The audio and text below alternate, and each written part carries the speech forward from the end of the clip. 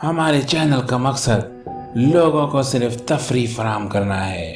ہم توہم پرستی اور ان سے جڑے واقعات کو ہرگز بڑھاوا نہیں دیتے۔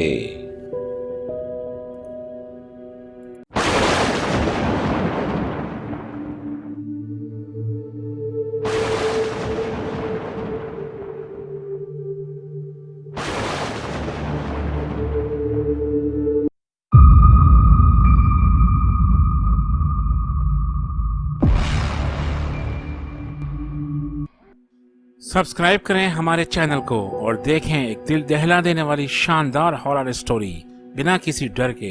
بیل آئیکن پریس کرنا نہ بھولیے گا۔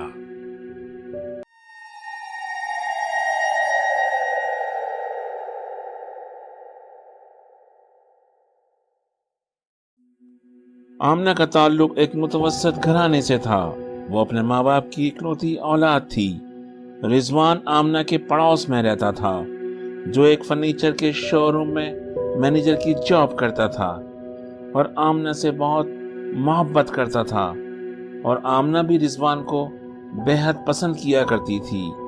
آمنہ کے والد کے انتقال کے بعد رضوان نے آمنہ کو بطور اکاؤنٹنٹ اپنے ساتھ جاب پر لگا لیا تھا اور آنے والے دنوں میں شادی کے حسین خواب دیکھ رہے تھے۔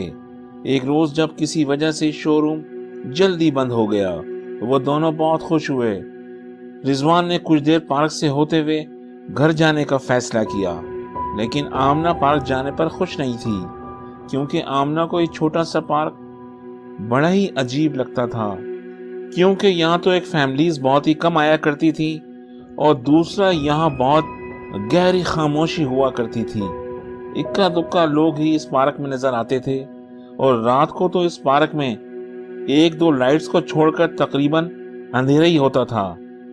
آمنہ کو کبھی کبھی اس پارک سے کافی خوف محسوس ہوتا تھا اور اسی وجہ سے وہ پارک جانے کے لیے تیار نہ تھی، مگر رضوان کے بہت اصرار کرنے پر وہ صرف رضوان کی خاطر اس پارک میں آنے کے لیے راضی ہو گئی تھی۔ وہ پارک پہنچے تو پارک بند ہو چکا تھا، لیکن پارک کی باؤنڈری وال جگہ جگہ سے ٹوٹی ہوئی تھی، اس لیے پارک بند ہونے کے بعد بھی پارک میں جانا زیادہ مشکل کام نہیں تھا۔ آمنہ نے رضوان کو منع کیا اور کہا کہ بہتر ہوگا کہ ہم گھر چلیں، کیونکہ ایک تو پارک بند ہے اور دوسرا پارک میں کافی سناٹا ہے، مگر رضوان نہ مانا۔ اس نے آمنہ سے کہا وہ بس تھوڑی دیر کے لیے اس کے ساتھ بیٹھ جائے، پھر ہم گھر چلے جائیں گے، اور آمنہ کو مجبوراً ماننا پڑا۔ دونوں پارک میں بینچ پر بیٹھ گئے اور باتوں میں مصروف ہو گئے۔ آمنہ ایسے ہی ادھر ادھر کی باتیں کر رہی تھی اور رضوان اس کے چہرے کی خوبصورتی کو غور سے دیکھ رہا تھا۔ آمنہ اس بات سے بے خبر باتیں کرتی جا رہی تھی کہ اچانک اس کی نظر سامنے درخت پر چلی گئی تو اس کی چیخ نکل گئی۔ ایک بڑی عجیب سی مخلوق اپنی لال پیلی آنکھوں میں اسے گھور رہی تھی۔ وہ مخلوق بہت ہی خوفناک تھی۔ اس نے ایسی مخلوق پہلے کبھی نہیں دیکھی تھی، اور پھر وہ مخلوق آہستہ آہستہ ان کی طرف بڑھنے لگی، اور اس سے پہلے کہ وہ چلا کر پیچھے ہٹتی، اس نے دیکھا کہ رضوان کا چہرہ بھی اچانک تبدیل ہو گیا ہے۔ وہ گھبرا کر پارک سے باہر کی طرف بھاگی، لیکن اس کو لگا جیسے کوئی طاقت اس کو پارک سے باہر جانے سے روک رہی ہو، اور اس سے پہلے کہ اس کا خوف و دہشت سے سانس رک جاتا کہ اچانک اس کی آنکھ کھل گئی۔ اس نے وقت دیکھا تو رات کے 2 بجے تھے۔ کمرے میں گپ اندھیرا تھا۔ کھڑکی سے ہلکی ہلکی روشنی کمرے میں آ رہی تھی۔ وہ اٹھی اور کھڑکی کی طرف آئی۔ وہ مسلسل اس خواب کے بارے میں سوچ رہی تھی کہ اتنا بھیانک خواب۔ پھر اس نے ان خیالات کو جھٹک دیا اور دوبارہ بستر پر لیٹ گئی، اور اگلی صبح جب اس نے رضوان کو اس خوفناک خواب کے بارے میں بتایا تو جواب میں رضوان نے جو چیز آمنہ کو بتائی تو اس پر حیرت اور خوف کے پہاڑ ٹوٹ گئے۔ اس نے بتایا کہ کل رات واقعی وہ اس پارک میں گئے تھے اور اچانک تم کسی چیز کو دیکھ کر چلانے لگی تھی۔ میں نے چاروں طرف دیکھا تو وہاں کچھ نہ تھا۔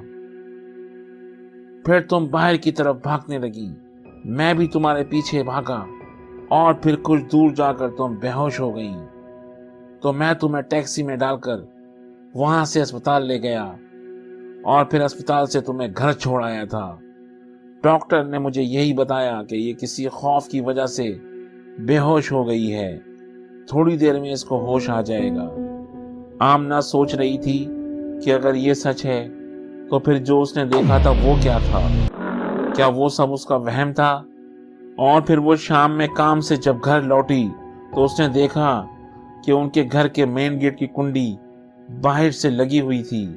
اس نے سوچا اس کا مطلب ہے کہ اس کی امی پڑوس میں کہیں گئی ہوئی ہیں۔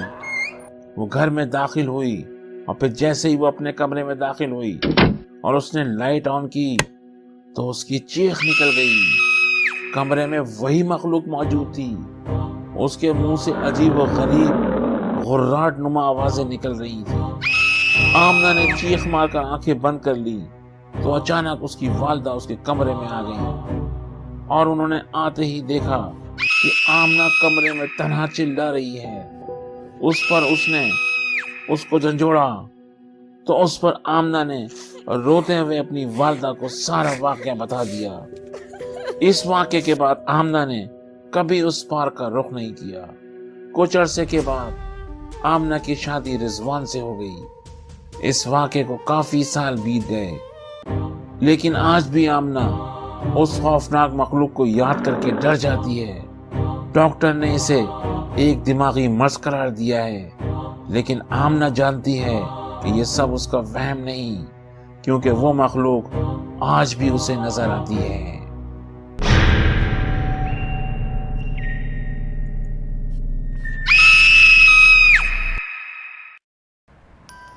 السلام علیکم دوستوں، کیسی لگی آپ کو ہماری یہ اسٹوری کے بارے میں اپنے کمنٹ سے ہمیں ضرور آگاہ کیجیے۔